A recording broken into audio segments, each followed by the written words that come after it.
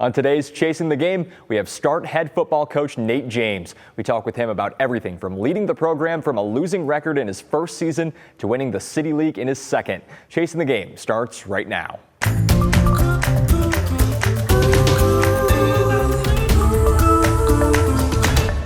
Welcome into Chasing the Game. Nate James is here. Nate, thank you so much for being here and coming in and doing this. Just how's life? How are things?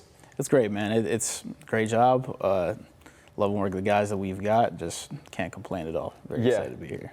We were talking before we started about what this time is like for you as a head football coach. It's about to be August. The clock's about to turn to 2 days, fall camp, whatever you want to call it. What's this like? Is it a calm before the storm, I think is what you said? Yeah, a little bit. We're just trying to make sure that we're organized, trying to make sure that we get a little bit extra time with our families, because obviously it's going to get pretty chaotic here real soon. But just trying to soak it all in, trying to enjoy the time that we've got, and then get to work. What's the summer like for you? Because you're the first football coach that I've talked to. What's that time like? I know college football coaches don't get like any time off. You maybe get like a week or something in July, but otherwise it's just round the clock. NFL is another hectic schedule. What's it like as a high school guy? What kind of time off do you get? I imagine it's still not that much. Not very much. We get one official day off during the week. But we're using all that time to try to make sure that we're getting ahead of scouting, that we're, again, same thing, just basic program management and organization.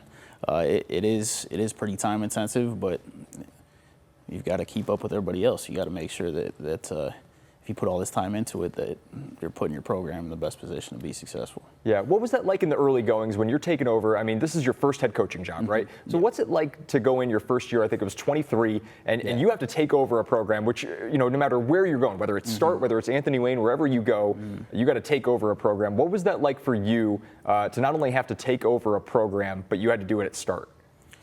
I felt like I was on the phone all the time, because that's the thing too. I'm from the east side of town. I was coaching in Northwood my entire career, or West Toledo. I didn't know very many people, so I felt like I was on the phone all day, every day, just trying to build relationships, trying to show up and do the work every day that we can prove to kids that we can be successful. I feel like we did the work as a staff of getting buy-in with the kids and getting them to believe early on, and I think that went a long way. But that doesn't just happen on its own. You have to put the hours in and show them that you care, and like I said, no shortcut to that. Yeah. What's it like taking over a program that had been successful before? At Corey Pargo, where they won 4 City League titles. You had Godfrey Lewis before that. What is it about that program that it seems to attract these good head coaches? It seems to be successful consistently. Good players. I really don't think it's any more complicated than that. There's a lot of talent over there.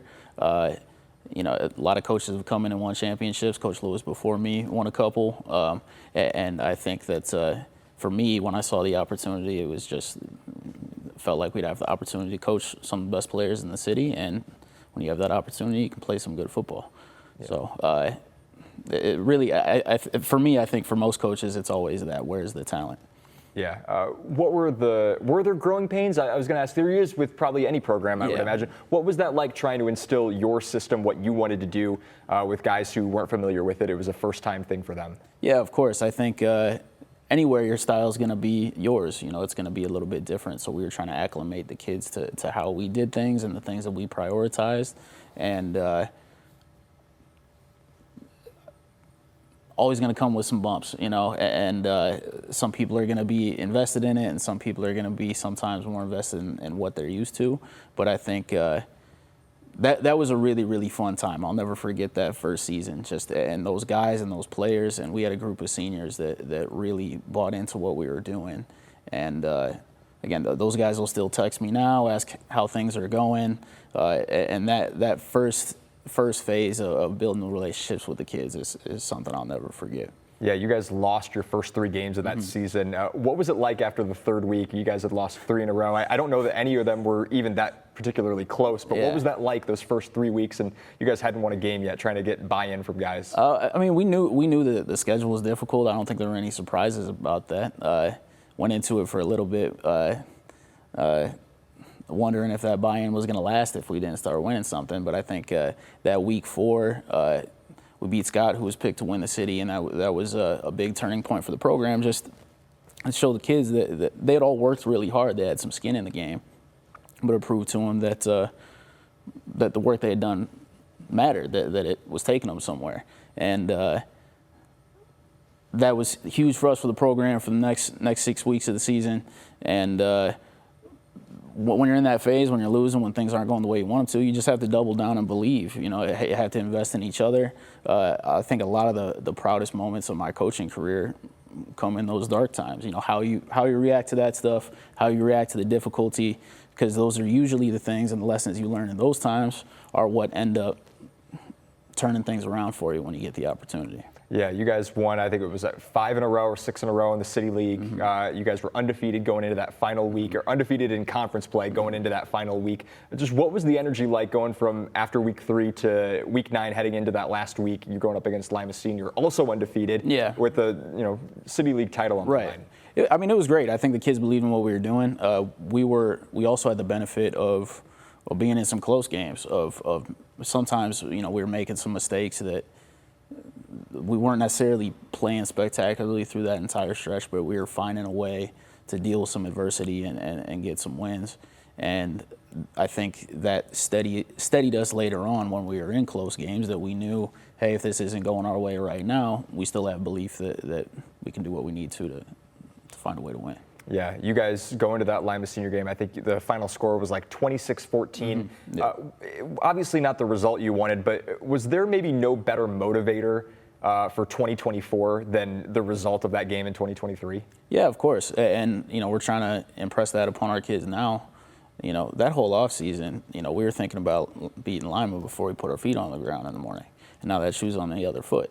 So extremely, extremely useful motivator. But it's also, your motivation has got to be in how you do things and the pride that you take in your own process, because, that's an advantage that they have now. Yeah, you guys go into 2024. Same deal. You guys, go through, you rip through that City League schedule. And this time around, like you said, in 2023, it was kind of close. Some games you guys had to, fight your way out of them. But then in 2024, it changes where none of those games were, at least on paper, particularly close. I mean, you guys were winning by multiple scores, and it really felt like not only were you guys just winning all the games, you were dominating them. Did you feel that in 2024 that there was a difference? I think we did have some tough games. I mean, Scott and Rogers were both real tight, tough games. Bowser was a real good. I mean, they were really tight games for a while, and we found a way. Springfield too, like games that were really close going into the third and fourth quarter that we found a way to pull away, as the game went on. But I think that built a trust in our process, a trust in hey, we just keep landing the jab, so to speak. Just keep doing what we're doing, not try to get outside of ourselves. Just make sure we're taking care of the football and being fundamentally sound. And if you play one play at a time, things are going to take care of themselves. Yeah, it felt like you and Lima Senior were again on this collision course in 2024. You guys again go into that game both undefeated in league play, and it felt like, and I'll be honest with you, Nate, it felt like Lima Senior was just such a juggernaut. It just felt like they put up so many points. I didn't do that. I think it was like 130-0. They were outscoring teams in the 2 games leading up to you guys. I mean, they just felt like an unbeatable offense. And I was like, I don't know how Nate's going to, I love Nate. I don't know how they're going to do it against this Lima Senior team. Yeah. They're really good. Did you get a sense in the locker room that you guys were intimidated at all by Lima Senior? No, I don't think so. And that's no discredit to what they're doing. And they were beating the brakes off of people. They're a really good program. They have a lot of respect for them and what they're doing. Our kids we had a great week of practice. We felt like they were really prepared. They were really dialed in, and the energy on the sideline was confident, and we knew we were going to be in a battle. But being able to get off to a good start, I think the energy that we already had allowed that to continue, and just kept swinging. So the kids played an incredible game in that one. Really proud of how that went. Now, just got to keep moving forward. What happened exactly? Because I wasn't at that game, but was it a combination of guys were playing, at and above their abilities? The play calling all came together. You guys were able to put some drives together. Was it mistakes on Lima Senior's part that you guys took advantage of? Just what kind of happened that it all came together for you guys? I mean, first of all, I just think we played our best game of the season. I think we took care. We had a. I'm not sure what it ended up, but at one point, as we were getting that lead, we were up 3-0 in the turnover margin, which we were down 3-0 in the turnover margin in the previous year's game. So that we can make plays on the ball and turn defense into offense. Any coach will tell you that that's usually a good recipe for success. So we were able to, made it difficult for their screen game to work early on, which is like the run game for them. And just that was the first domino that we needed to have fall. It's not an easy domino to knock over, but it's not going to be easy this year either. But that part of it, I think, was a big piece of allowing us to get off to a fast start. Was it the highest point of your coaching career, your head coaching career, being able to beat Lima Senior, win the City League title in year 2? Yeah, I think so. Just because of just how proud I was of the guys,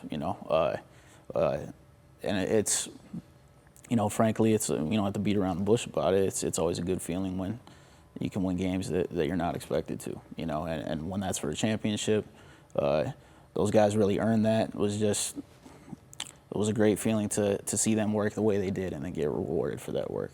Did it feel like it was on schedule for you? Like you came in to start and you were like, okay, by year 2, I want to be in contention for City League, or I want to win the City League. Did you have a schedule in mind you felt like you were kind of on time for? I mean, we wanted to win it the first year, but maybe not necessarily. I don't know necessarily. I think in coaching, everything is on such a day-to-day basis that you're just trying to do the best job you can every day. And I think we knew it would take time. We knew it would take time to just get every part of the program grooved into the way that we did things, and we knew we had a talented group last year. But yeah, I think on schedule, off schedule, it was a really positive feeling, a really positive experience for the kids. Do you feel the sort of weight of we have to defend the title in 2025? Do you guys kind of feel the weight of expectation? Not necessarily. I think it's. I wouldn't say that. I think it's a different experience in terms. Human psychology doesn't. It's not normal to go race yourself every day and try to. There's good confidence and then there's complacency that always comes along with winning, and I think it's less about external pressure than it is about making sure that we're answering the bell and proving that anything that we have accomplished isn't a fluke. Yeah, you mentioned earlier you're East Side guy. You went to Northwood. We're great teams there. What was that like playing at Northwood under your dad, Ken, who's been a coach there forever? I mean, longer than I've been born. Yeah, just a really positive experience. I think the biggest thing for me is that it taught me a certain version of football that everybody has a different experience. There's a lot of different ways to do it and a lot of different ways to do it well. But I think there's real love over there. I think just had total belief in how we were doing things and just showing up to work every day. And I think that sort of relationship-focused way of doing football, I think, is something that I'll always carry with me and is a part of some of the success we've had here. I was going to ask, how much of Ken do you feel like you take and you instill in your program, and how much of what he does you try to emulate? Is there a lot of that, do you feel like? Yeah, a lot. Like I said, it's just sort of a basic understanding of philosophy of football and the job. Most of the core values that we have as a program, like you said, are things that I took from my time as a player and my experience working with other great assistant coaches, and I think the biggest thing with how he does stuff is that it's always we're gonna pour into the kids and we're gonna try to outwork people, and I think it's not always the prettiest way of doing things, but I think that you have to embrace doing the dirty work in order to do the things that we want to, and always proud, like I said, always proud of the way that our guys played. We didn't always have, the single most talented team over there, but our guys always fought, and I think there's a lot of pride over there, and we try to do things the same way here. Yeah. I think he's in year 40-something now. Could you have imagined when you were playing in high school that he would still be playing still coaching in 2025? I'm not sure I was that thoughtful at that point that I was thinking about the future that much, but he's just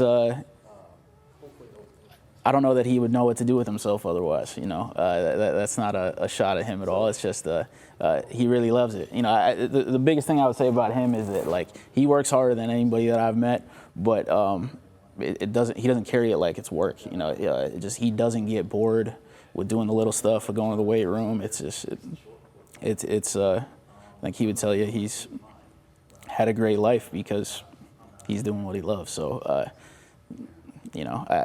whenever he decides to hang it up, I have no idea when that'll be, but he, like I said, I think he still enjoys it, which is why he's still going. Yeah, you guys I haven't looked at your schedule yet. I don't know who you guys have first in 2025. What are you looking forward to most about this season? Just like this, so it being my third year, I've coached these guys for a few years now, so I think I'm just grateful for the experience and the opportunity to see these guys that I've gotten to see grow up a little bit from being kind of feral little kids to being closer to grown men, and just the growth they've had and seeing them get to experience their senior season, because there's no tomorrow for them. This is kind of their last ride, so just trying to do right by them and give them an opportunity to have the best season that they could possibly have. Well, I know with you at the head, they're going to do good things. So, Nate, I appreciate you so much for coming in and doing this, man. This is awesome. Best of luck to you this season. Appreciate it. All right, that's going to do it for this episode of Chasing the Game. Be sure to check out all of our episodes on the WTOL 11 Plus app. You can also watch and listen to the show on YouTube and on Spotify. We'll see you guys next time.